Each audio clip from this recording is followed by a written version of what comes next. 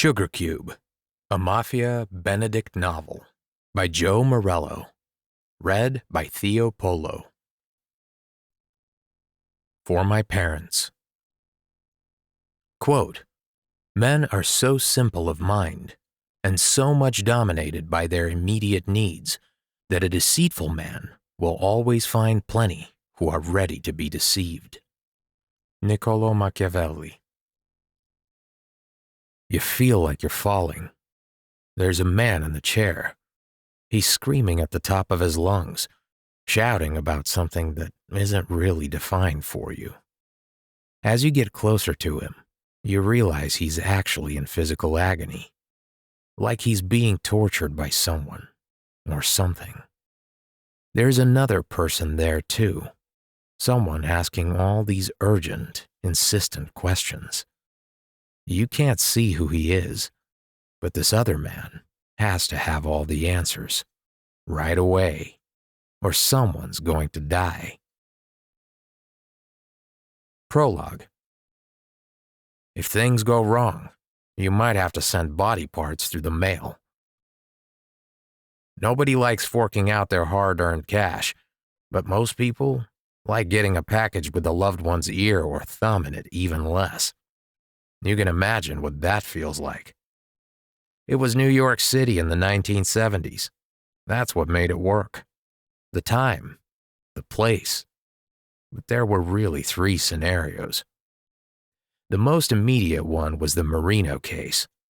I remember Billy Marino very well. He was a muscular guy who worked out a lot. Tattoos all over his arms. It must have been 1972 when he was taken. July or August. Billy was a loan shark and numbers runner who worked for the Benedict family. There had been peace between the Italian and Irish mafias for years, so I'm pretty sure that this wasn't authorized by the Westies. They knew that they couldn't or shouldn't rock the boat after so many years of peace. So it was a disgruntled splinter group that did the damage. The whole scene was about raising cash. Isn't it always? And they did it by taking members of the Italian mafia hostage. They got the money illegally, they probably thought, so we're just taking it off their hands. The people targeted were always relatives, say cousins or uncles, or the spouse of the person who was expected to pay up, but were rarely major players in their own right. In Billy's case, they wanted a ransom of $100K. But our people found out that he was being held at a house in Hell's Kitchen. A raid was launched, and they got him back without paying a dime. Usually, the Irishman would turn up at your front door when you're the only one home. They'd appear once the wives, girlfriends, and kids were gone. You're under arrest, they'd say, and you'd follow meekly into a car because they flashed an FBI or NYPD badge at you. The arrest warrant is phony, and they're phony cops, of course, but you don't know that. Many Italian-American illegals are shit scared of being deported, so it worked well on Italian mafioso in particular. For some reason, that's not how they did it with Billy. Maybe they thought he was too smart to fall for the phony badge routine. They grabbed him off the street and put a bag over his head. They shoved him into the back of a waiting van. Then they stuck a gun in his gut. Billy knew that they would kill him if he didn't follow instructions, so he went along with it. He didn't have any other choice. Identities have to be hidden at this stage. If the kidnapped person sees faces, they would have to kill you. And Billy knows that they will. They would rather lose the money they're going to get for you than do 20 years in a New York or New Jersey jail. So Billy screwed his eyes up tight to avoid any chance whatsoever of seeing their faces. Instinctively, we all know in this situation that it's the faces that have to be covered. There's an old story about a college professor who went skinny dipping once with his students. Set aside for now the question of why he would do this. Seems a bit dodgy. But the dean came along and caught them, and instinctively the students all tried to cover up their balls. But the professor did something a bit different. He covered up his face instead. Asked afterwards why he did it, Professor said that the chance that the dean would recognize his face was quite high, but the chance that he'd recognize the professor's balls seemed quite slim. Billy never thought that this would happen. Not today, and not any day. And he was obviously shit scared. All he could see was the inside of the sack on his head. Total darkness. It smelled bad, too, like they'd used something a goat is usually fed from. People around him were screaming orders, do this and do that. So he tried to do exactly what they said, attempting to think happy thoughts in all the chaos. He imagined himself eating ice cream and boating at Howard Beach, a place he found especially relaxing. He's welcome to it. It isn't really a beach as such. But before long, it all worked out. In a few days, he was back home. Maybe over time they would run out of targets, and there'd be pressure to look for bigger people. Even sons or daughters, maybe. The moral of the story? Sometimes you're a fool to pay up if you can easily get the hostage returned via some other route. It's in the manner of these things that they let the family stew for a while. Let them think all sorts of things that might or might not happen. But once it begins, and the kidnappers have had time to contact the family, you watch for any signs that your people are refusing to pay up, that the ransom isn't going to come. You don't want your nearest and dearest ones to be killed, of course, but you don't want to part with the money either. It's a lot of cash. So the kidnapper sometimes needs to send the family a bit of encouragement, if it looks like that's the way things are going. That's where the body parts scenario comes in. The famous John Paul Getty III kidnapping case comes to mind here. It all happened in 1973. In Italy, but it was closely followed in America. Getty's family thought at first that he'd faked his own kidnapping. There were some rumblings that the younger Getty had resorted to this as a scam, since the family wouldn't give him any money. But who would think that of their own flesh and blood? Getty's cheapskate grandfather, an oil tycoon and one of the richest men in the world, refused to pay the $17 million ransom. They were wrong about faking the whole thing, of course, but then the kidnappers sent one of Getty's ears to his family. The grandfather paid up after that, but only agreed to a much reduced $2 million. That's what his grandson was worth to him, I guess. Getty III, of course, was psychologically shattered by all this, even after he came home in a physical sense. Addiction to drugs and booze brought on by the terrible experience led to a stroke. He ended up a quadriplegic, and his life was ruined. Moral? The opposite of the first one. You're a fool to back the kidnappers into a corner. They are, after all, desperate people. Pay up fast if you ever want to see your loved one again. If the victim is not physically dead, he or she will end up dead inside, all because you put money first, before human life, before love itself. And then there's the mixed-up Manny Gambino story. Nobody really knows what the hell happened there. We know that Manny was supposedly kidnapped in early 1972, that he was a gambler and a loan shark, that he threw his name around a good bit, since he was the nephew of Carlo Gambino, and that he also had an eye for the showgirls and would hang around on Broadway looking for dates. Some men liked nurses, women in uniforms. Manny's thing was actresses, especially the girls in Broadway shows. Did he favor blondes or brunettes? We don't know. Maybe he concocted the whole thing himself to get cash, but probably not. In any case, the family pays up and the kidnappers collect the money. Again, a reduced amount. The Gambinos pled poverty. Like you need money if your last name's Gambino. But no Manny. He never comes home. Some people say it was all a hoax, but that the kidnappers then killed Manny by mistake. Others say that a guy called Sentner, A criminal who owed Manny 75 grand had decided to wipe out his debt by parking a bullet in the side of Manny's head. It's a matter of record that Sentner was convicted for the killing and that he then did the time in prison. But supposedly he got greedy too and manufactured a fake kidnapping plan to get money from the Gambino family. Very confusing. Moral? Who the hell knows? It's as clear as mud. But if anyone did this, it was the Irish. They're always the leading suspects when there are Italians involved. And they're the ones that the Gambinos eventually punished. Anyway, kidnappings are everywhere in 1974, and most of all plane hijackings, hostage crises. Some people are trying to make a political point. Others just want the cash. No problem. It'll work out either way. And whenever there's a kidnapping in NYC, these three scenarios, Marino, Getty, and Gambino, come up again and again. Chapter 1. The Lion's Den. Frankie.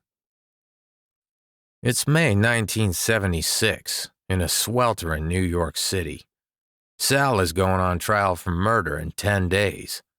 I have to work fast. I know I'll only get one chance to do this. I'm wearing a police uniform, of all things. Me, one of the boys in blue. You couldn't make this stuff up in a million years, and not something I ever expected. It's temporary, of course, and it's not like I joined the witness protection, is it? But I've got to get this over and done with, as soon as possible. I'm outside the station on East 51st Street, putting it all off as long as I can. Delaying the inevitable. We had a very cold winter, but now it's in the 80s outside, and I'm overdressed. The weird thing is that I'm frozen in my seat. I don't even want to move, for fear of hitting one of these fancy gadgets in the police car. I hear the crackle of police messages coming in. I sit and listen to stuff like Prince Street, Queens County, Caucasian male stabbed, suspect may be armed, and 62289, 2 vehicles involved in collision, 1 owner abandoned vehicle and departed on foot. I listen for a while, momentarily fascinated.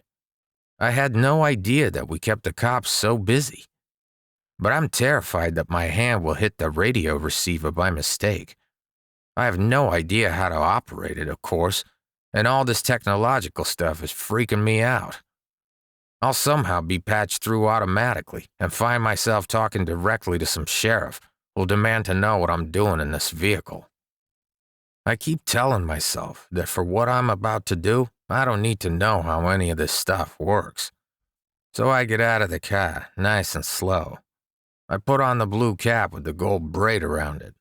It fits okay, I guess. But I struggle with the vest. It's too small, and the brass buttons are fiddly. New York City badge on the shoulder, and double-breasted brass buttons holding it all together. But too heavy for the weather. Why hasn't he switched to the summer outfit yet? My sister married a real dumbass. He got back from Vietnam a couple years ago, and the only jobs he could find were in the security field. Makes sense, I guess. Half the police force served over there at one time or another. Or so I hear. My brother-in-law is a size or two smaller than I am, and the worst thing to deal with is the pants. They're cheap and itchy. They chafe at the inside leg, too, and they feel like they're riding right up my butthole. I hate drainpipe pants. They don't look right on someone my shape. But this will soon be over, I tell myself. Soon. Thank God I became a crook. In my family, that was the basic choice. 2 ways of making it as an Italian-American in the 50s. You have finished at Catholic High. You didn't like it much. Being told what to do by Catholic nuns and brothers is a lousy way to live. Not to say painful, especially when you're not top of the class. And now you have to bring in money for La Familia. You have to put some tomatoes and pasta on the table, just like everyone else. One of my brothers chose to enforce the law. God rest his soul. I chose to break it. But you make your own choices, and then you live with him. You do the time if you have to, and if not, you thank God you never had to go inside and brave the showers every morning. If you're a cop, you put up with the lousy pay and the danger. My brother paid for the choice he made with his life. My brother-in-law, on the other hand, is on his day off right now. He's at his house asleep after pulling the night shift. So I can only use this stuff safely for 3 or 4 hours or so. Maybe he's a light sleeper. I'm terrified that he'll wake up any minute, look out the front window and find the car gone. His uniform, left on a side table, gone. "Honey, where'd my stuff disappear to?" he'll say. But if he does that, he probably won't connect it all to me. Or at least, I hope not. But I'm shit scared about walking into a station, though. It goes against every instinct in my body to march right into the lion's den. But it's my penance for the raid, I guess. I really thought it would work. Was sure it would work. I'm sure someone has told you what happened. No need to go over it all again. But if this comes off, I'll be back in Sal's good graces. I keep remembering that. But this is a very risky way to get out of the doghouse. Who would have thought that they'd put the audio tapes in here? And I wonder how Sal found out they were inside. Must have taken some major juice. Or muscle. Probably both. It amazes me how connected he is. We know that everyone, mafia and cops alike, is expecting the evidence to be held at the FBI building downtown. Or at the Attorney General's office. So they put them here instead, for supposed safekeeping. The plan, Sal said, is to place something bogus in their evidence room. It's a gun in a bag, committed in an actual crime, but not by us. By someone from the Genovese family, who we'd like to put away. And what you're really doing is taking the audio tapes away.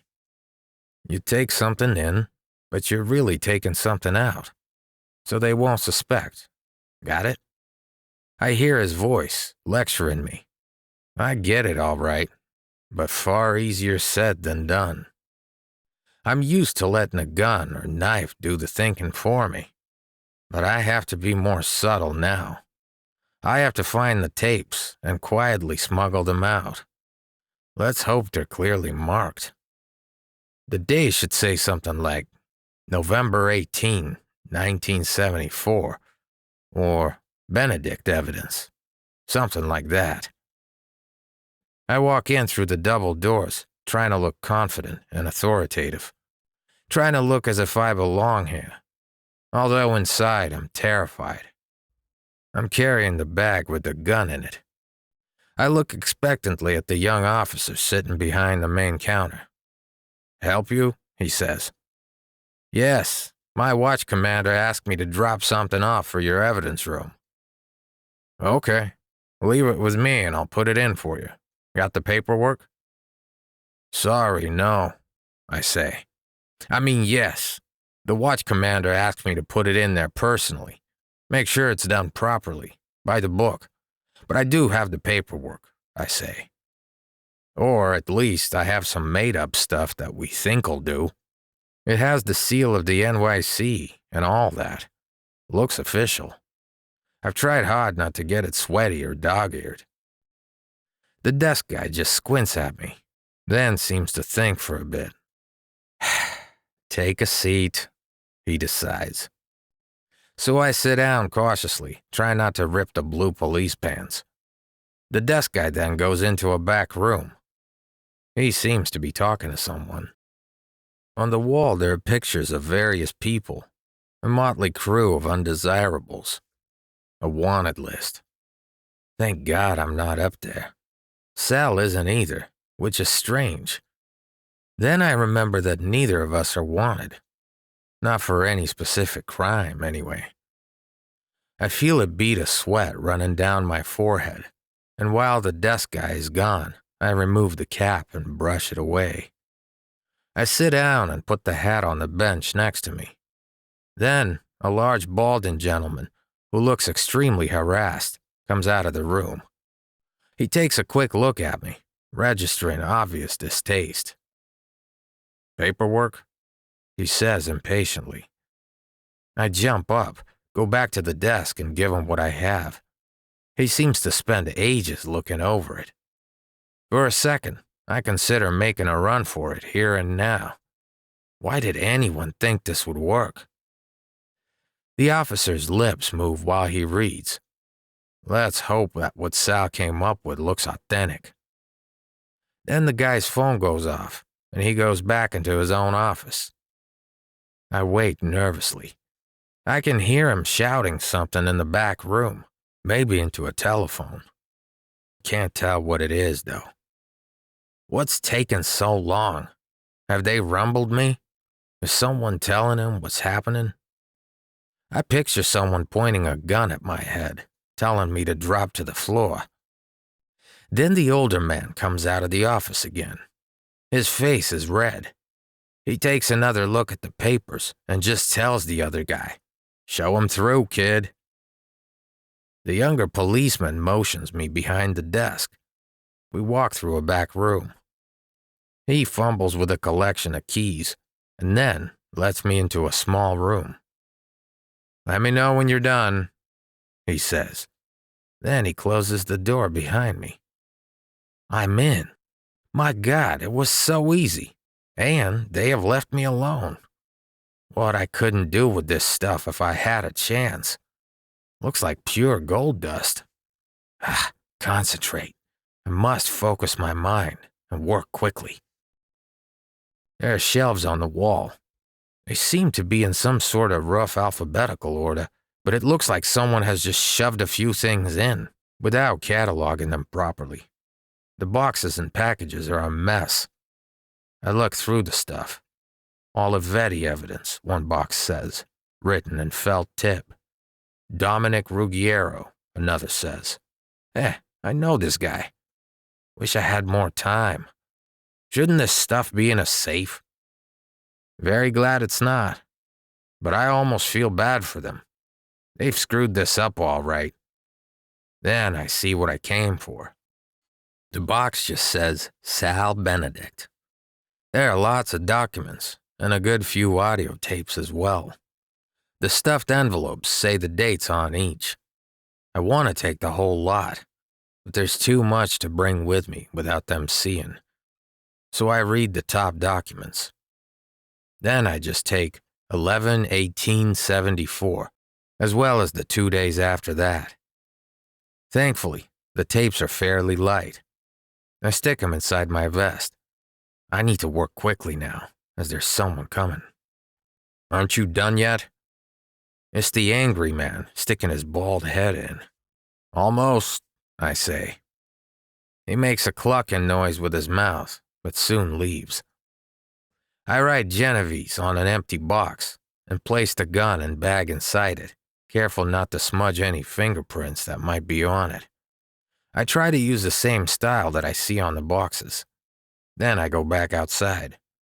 I can make out where the front desk is and follow the light out to the front.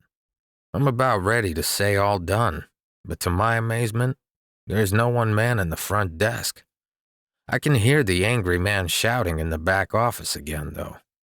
I'd not expected to get so lucky. I leave the building quickly and cross the road to my car. I fiddle with the keys. I'm back in the police car. But the engine won't turn over. I try it again. Nothing. I wonder what to do. Should I leave the car here and take the subway?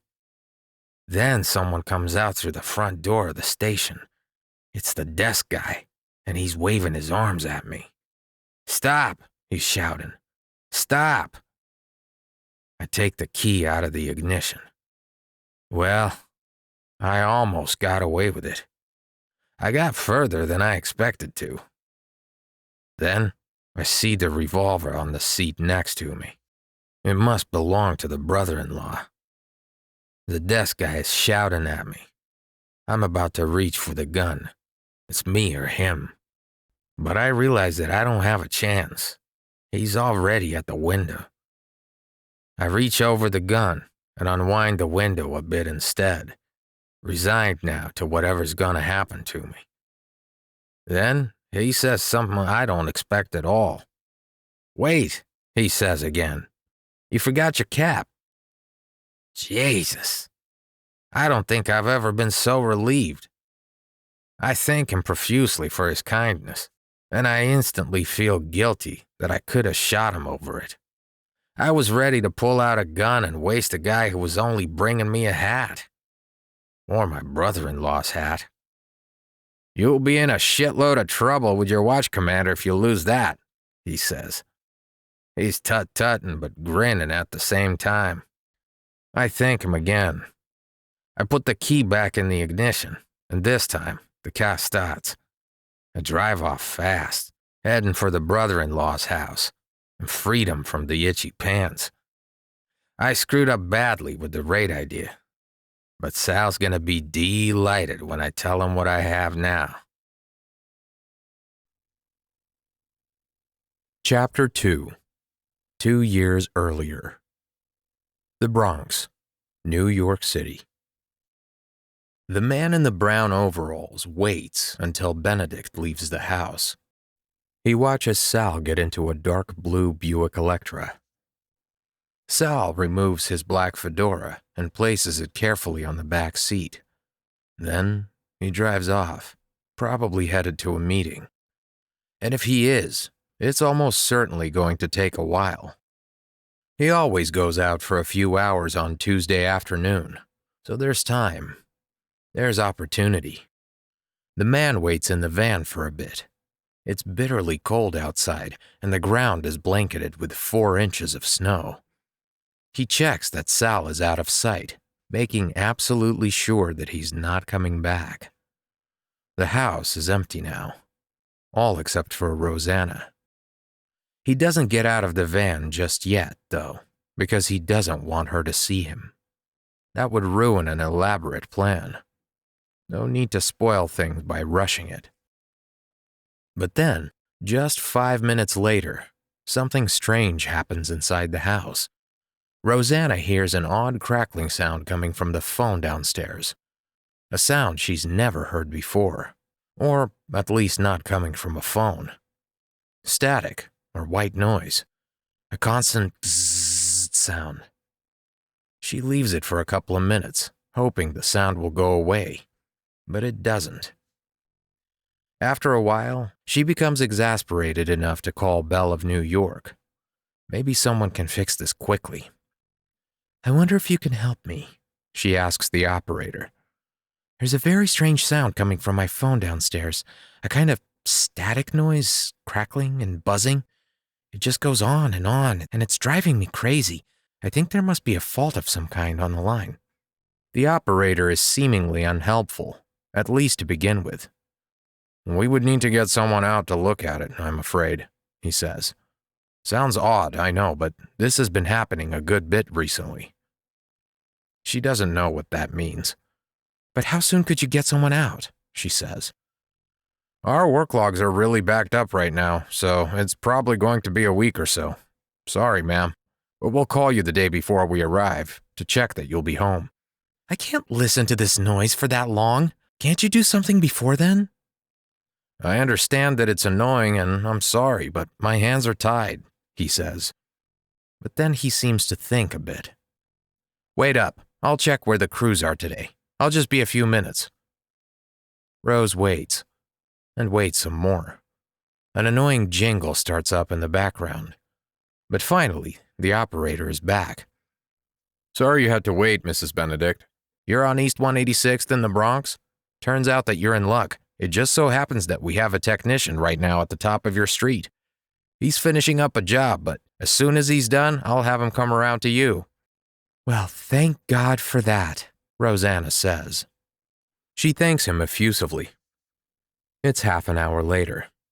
The doorbell goes, and it seems to be a phone repairman. He's dressed in brown overalls and has a large, bulky toolkit with him. Rosanna doesn't know it, but it's actually the man who was watching the house.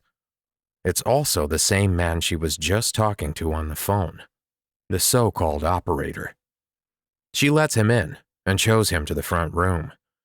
She's a gracious host, so she then asks whether he'd like some coffee while he works. She's brewed a large pot of Italian coffee already, she says, and it would be no trouble at all to pour him a cup. He says yes, because he would indeed like a mug of hot brew, especially after sitting out there for hours in the cold van.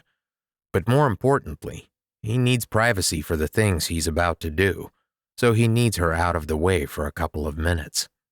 He reaches into the toolkit. He has just unscrewed her phone and put in a standard TM-106, one of those things they always show on television when they're installing a bug. It cradles snugly into the receiver, and you can't even see that it's there, unless you're an expert.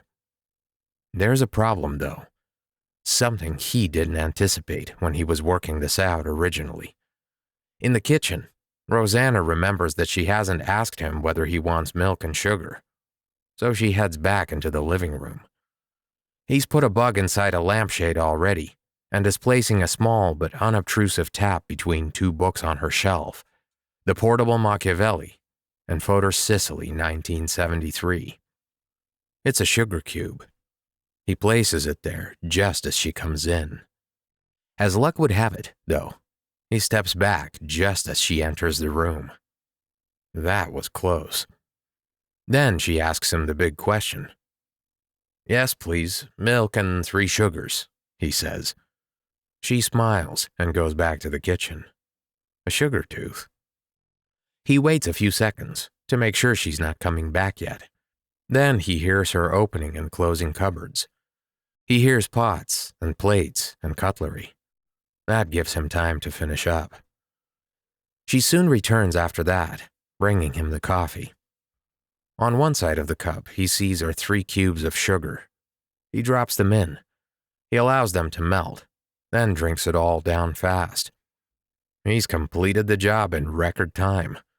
She notices that the buzzing noise is miraculously gone. She's very glad of that. "You shouldn't have any more problems with it," he says, "but let us know right away if you do, and we can come out again."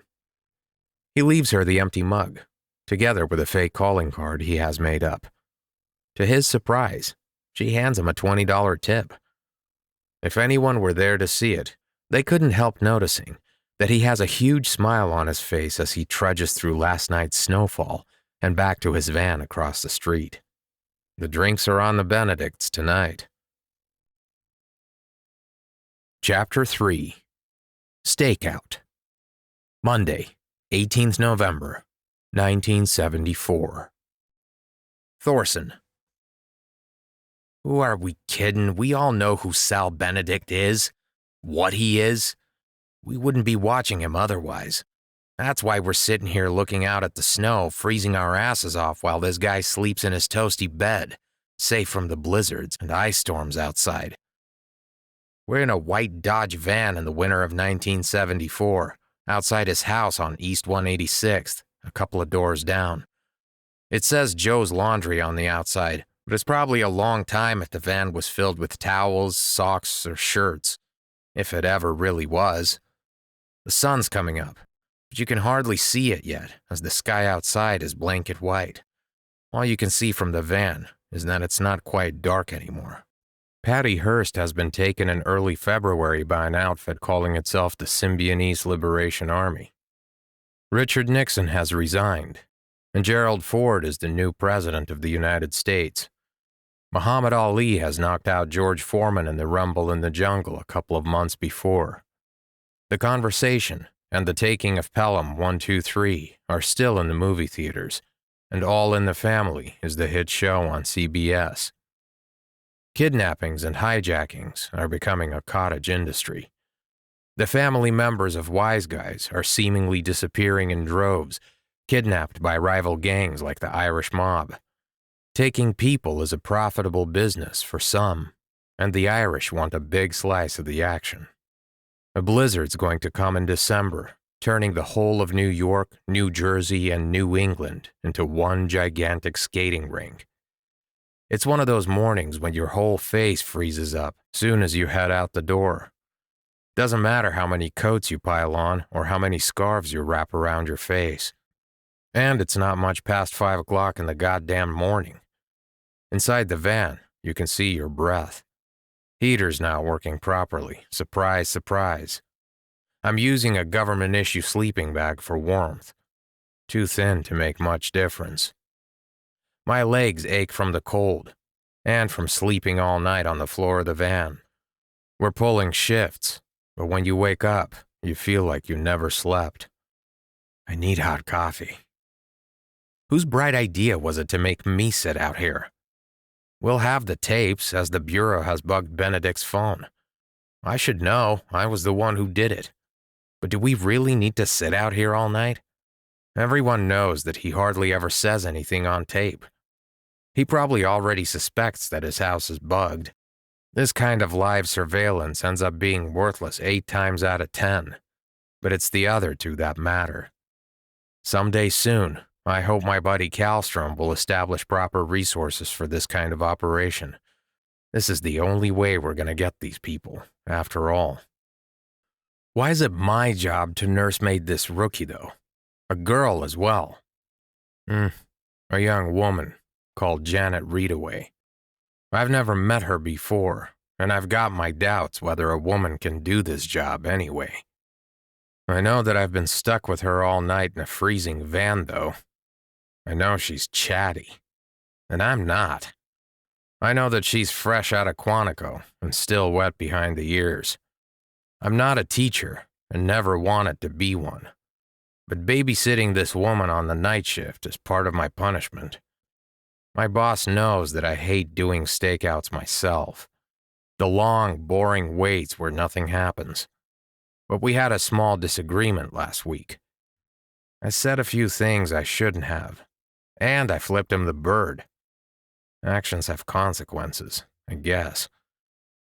By the way, there's no sexual tension between Janet and me. Zero. She's not my type at all. She's a tall brunette, and I like short blondes. And I never take my work home with me. Office romances were hard to do until a couple years ago, as there were no female agents. I'm not sure that their arrival is an improvement, though, as having women around will probably take everyone's mind off of what we're supposed to be doing.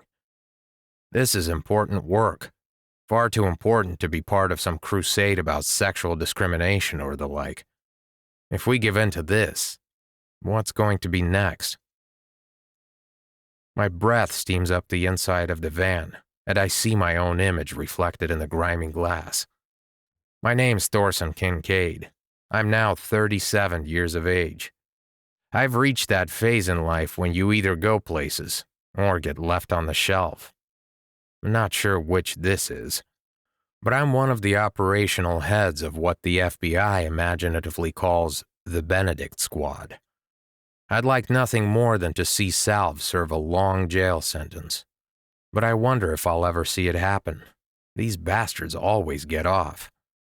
People like him never see the inside of a jail cell, but it's high time that he did. So how did you get a bug placed in his house, anyway? Readaway asks me. I heard on the grapevine that you were the one who did it. Did you do a break-in? No, he would quickly discover a simple B&E, I say, so we got creative instead. I tell her exactly how I planted the sugar cubes, making it sound like amazing bravery, of course. Bugs are now incredibly small, and have been for quite a while. Someone in Congress demonstrated the martini olive a good 10 years ago, which is almost like something Q would come up with in the James Bond movies.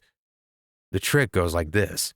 You finish the martini, then you go around the party with a bug that's now tiny enough to fit inside an olive, holding your cocktail glass.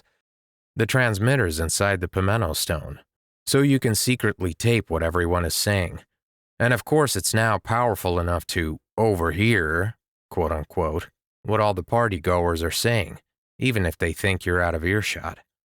I tried it out a couple times. It spices up even the dullest parties.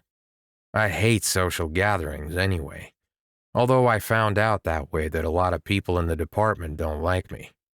The feeling's mutual, in most cases. I explained to Janet that I was controlling the fault on the line. Rose Benedict's call to Bell was actually patched directly through to me via an FBI rerouter. So someone arrived to fix the phone in record time. And I'm actually the one who showed up, dressed as a phone repairman, I say. Clever way in. But won't they find the bug when Mrs. Benedict tells her husband and they realize what has happened? Readaway says. They haven't realized. At least not yet, I say. They might, though. No bug stays undetected forever, and that's the disadvantage with this kind of op. The victims of the surveillance are to some extent primed to find out what you've done. But the beauty of it is that once they discover that the first phone bug is there, they usually don't look too hard for backups. So they don't get it all unless they decide to pull the whole wall apart. And who's going to do that in their own house? Very smart, Readaway says, giving me that ass-licking expression that newbies always project.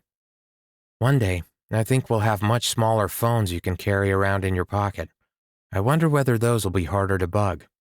Or maybe easier. That'll never happen, I say. Phones will always need to be attached to the wall or to wires somehow. So you'll always need guys like me to do this kind of thing. In 10 or 20 years, you'll be doing it instead of me. Probably, Readaway says. Generously, I have placed a facsimile of the Benedict file in the van for her to read.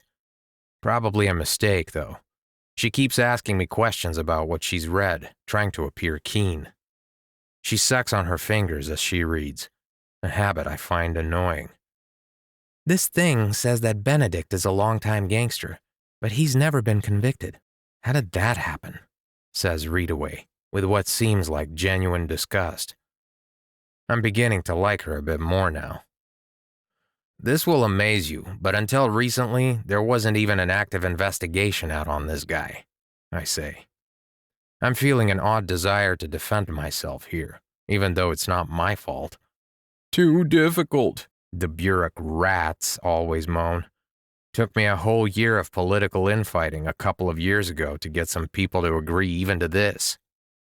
Then we had to establish probable cause with the courts. They make that incredibly difficult. You can't just bug Joe Sixpack's house unless you can convince the judge that a crime has likely been committed. And that takes months too. You need to shop around for a judge who likes Title III, the legal provision that allows us to do this kind of op. Then you usually only get a month. I saw a movie the other day where they basically bugged whoever they wanted, Readaway says. We established that she's talking about The Conversation, a Gene Hackman movie which came out earlier this year. It's about wiretapping and hit just before Watergate. Fortuitous timing. But that's the private sector, I say. Far fewer restrictions. Often, they're breaking the law already, and they don't give a shit. But this isn't the movies. We can do some things which are legal without a warrant, but not much. You have to play by the rules. For better or worse, we work for the federal government. Readaway ponders this. But what about before? She says. Didn't anyone try to get Benedict before you arrived in the job? It's a miracle to her that nobody has moved on this. For some reason, old J. Edgar never cared much for bugging. Back in the 1920s, he went so far as to call it unethical. Look how that turned out. I think there was probably a drive just before my time to get mafia figures after the Valachi hearings. Some of them had actually been helping us, so they were basically hands-off. Grabbing these people was detrimental to national security. There was a real drive to put mob figures in jail in the early 60s, but then that bastard Johnson pulled the plug on all the bugs. The FBI was sued over bugging, and LBJ decided to back down. I think it was just an excuse. The Democratic Party has always been in bed with these guys. He didn't want to hurt his buddies, so the people who came before me would have seen all the obstacles. Maybe they just gave up. When they saw the stuff that gets in the way of a successful investigation, they probably did. Nixon and Ford have put us back on our feet. We're still going to win in Vietnam, you know. Mark my words. So how does Benedict disguise what he does? Readaway asks, obviously changing the topic. I explain that he delegates a lot. He collects the cash, but he's heavily insulated from the action himself. He never does anything himself anymore, but he's definitely the one who does the thinking. The whole structure is a hierarchy, like the U.S. Army or the Roman Guard. He's the capo, sure, but people who actually get their hands dirty are the capo regimes on down. The soldiers, Benedict calls them. I feel something rise in the pit of my stomach at the use of this term to describe criminals. It's not like any of them were at D-Day, for Christ's sake. They were too busy making money off the war effort. One example is that Brinks job a couple years ago, I say. Benedict had a guy called Aiello take the heat for that, and the mafia don't usually talk. They call it omerta, the law of silence. Aiello is still doing 15 years, last time I looked, and he won't cut a deal because he knows that they can kill him just as easily inside as they can out on the street. Aiello's family are running his pizza place while he's inside, and he knows that they could be gotten at too, if he squeals. And Benedict's an illegal immigrant, Readaway adds, blowing on her hands in the frigid air. He shouldn't even be here. In the country, I mean. Well, he gets away with that by tying the courts up in knots with appeals, I say, and by claiming that he's in bad health all the time. Whenever there's a court case mooted, he always says he's got a dodgy ticker, which brings out the bleeding hearts as well. But for 40 years? He also has friends on the inside, of course, I say. Ever heard of Senator Jim Dexter? Sure, the guy from Massachusetts or Maine or somewhere, always on the 6 o'clock news. Dexter defends Benedict and the Italian-American cause in the Senate to the hilt, whenever and wherever Sal needs it, I say. Usually by claiming that anyone who criticizes either of them is violating their civil rights. Rumor has it Dexter's deep in the pocket of Benedict financially. So are a couple of members of Congress. But just try proving it all in court. Dexter's got pretty good lawyers behind him, and Benedict is almost certainly paying for that too. Readaway shakes her head. According to his file, this guy's been screwing up America for 40 years, she says, in obvious disgust. Bootleg liquor during Prohibition and helping himself to stuff from the back of Brinks trucks. Those things speak for themselves, I get that. But how did the old bastard make so much money from JFK Airport? He rob a burger joint or a hot dog stand or something? Perhaps this is just a crude attempt at humor. It isn't easy to make people smile at 5 or 6 in the morning, after all. And I don't go in much for humor anyway. Benedict started stealing from the airport when it was still called Idlewild in the 50s, I say. Somehow, he found out about the deliveries that were coming in, when they arrived, what planes they were arriving on, all that logistical stuff. Couldn't have been too hard, really, with workers all over the place to tell tattletales in the bars. At first, he hijacked the shipments, but then he realized that he could just bribe the pilots and the guys offloading the goods to look the other way while he took a slice. The stuff would still get delivered, but the load would be short. Readaway makes a whistling sound with her teeth. Doesn't take much imagination to see how that would pile up, I say. Especially if you did it through most of the 50s and part of the 60s as he did. He never missed a trick, as far as we know. So he could live in a mansion with a hot tub and a pool if he chose to, Readaway says. Then we would be doing a stakeout somewhere down in Miami Beach, or at least somewhere where we weren't freezing our butts off. I have a brief vision of myself on a sun-drenched beach, wearing khaki shorts and a shirt with pelicans on it, and I think wistfully of the few brief days I get each year for vacation. For a second, I imagine Janet there with me, wearing a small bikini. A strange feeling, and I force the image out of my mind. Sure, I say, but Benedict isn't stupid enough to attract that kind of attention. Some of them are, but this one isn't. He thinks he's a clever bastard, Readaway says. He is a clever bastard, I correct her. He never finished school and never spent a day in college, but don't ever underestimate his intelligence. He very rarely puts a foot wrong, but our job is to be there when he does. Our job is to sit around and wait. This fact isn't at all lost on Readaway. Look, you never heard this from me, I say, keeping up this teaching mode I promised my boss I would get into for the rookie's benefit. But in many ways, our enemies are in-house as well. Our problem in the FBI is to some extent with the court system. Once you have probable cause and start bugging, surveillance has to be renewed every 30 days, and some crime has to be found to justify another 30, so we have to at least bust them for walking on the cracks in the pavement. Cracks in the pavement? I mean catch him committing a minor crime of some sort, I say, but that's really difficult in Sal's case. Never even touches the cracks, so pretexts have to be made continually in order to renew. Contrast that with someone who's driving around in a flashy car, or hitting all the bars and restaurants trying to become a local celebrity. With that kind of guy, small crimes, and sometimes even big ones, can always be found. But Sal Benedict is no fool. He never gives us anything. He knows how hard it is to keep tabs on what he's doing, and where the biggest weaknesses in the system are. Remember, he's been at this since we were kids.